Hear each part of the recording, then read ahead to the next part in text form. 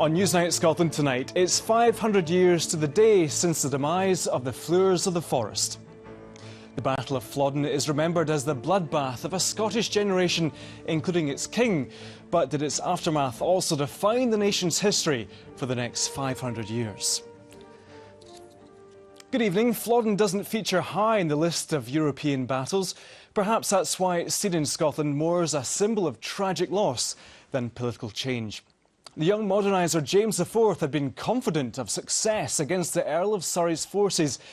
500 years ago tonight, he and 10,000 of his countrymen lay dead in a bloodbath unmatched until the 20th century. We'll discuss what Flodden has meant to Scotland. First, Suzanne Allen has this report.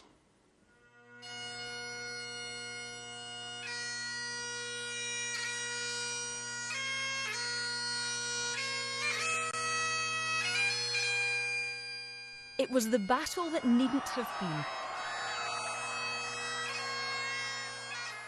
A diplomatic diversion that turned into the bloodiest Anglo-Scots encounter in history. Henry VIII had invaded France. James IV felt he owed it to the French, his allies, to defend their honour. And of course, if Henry's French war had been successful, he may then have trained his sights on Scotland. This is the landscape that staged that battle, peaceful today, but riddled with memory and drenched in the blood of thousands of men. The losses were unprecedented. Some say around 10,000 on the Scottish side, including bishops, earls, and most importantly, the king himself. But the campaign had started smoothly. It started off very well. He captured 4 castles, had a lot of success, but then didn't follow it up properly and allowed the English, what some people call the second team, to outmaneuver him, and then made a series of rather foolhardy judgments on the field itself, and that was a major reason why it turned out to be such a disastrous result for him. Scotland was now in turmoil. James was dead. Many of the landowners, the great and the good, intellectually and culturally, would not be returning. There was the threat from Henry's army. The reaction was to build a wall around Edinburgh, and quick. There's still enough surviving to get some impression, at least, of what the Flodden Wall was like. So there was real concerns. I mean, it's very high. There was real concerns that England might invade Scotland. Absolutely. And they expected an English invasion was imminent. And that was the reason for, first of all, an onset of panic and despair, and then a realisation that they had to do something quickly to fortify the town.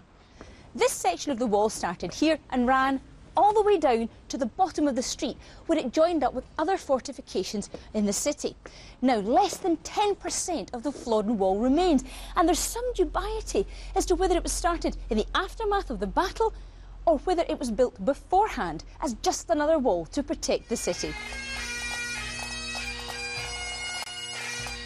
The wall went around the castle, the old town, and ended up at the Nor Loch, which is now Princes Street Gardens. Years later, there was still a palpable sense of fear. It's still a resonance today. I mean, Flodden does not get the profile that it should do in comparison to Bannockburn, because it is seen as this shocking defeat.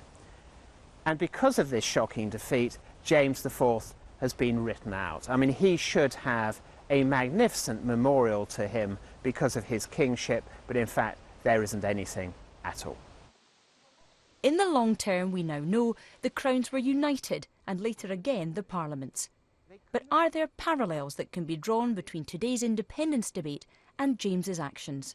What's interesting is James IV is between union and independence. And I'm actually rather surprised that he hasn't been used by either side, because it seems absolutely perfect for both sides, because the Yes campaign could project him as being someone who thought that he had finally negotiated Scottish independence with the Treaty of Perpetual Peace to last all time coming, whereas the Unionists can point to the fact that his marriage with Margaret Tudor, that was the reason why 3 generations later James VI became James I of England, a British king. And it's from James IV and Margaret Tudor, not from Henry VIII, that Elizabeth II is descended.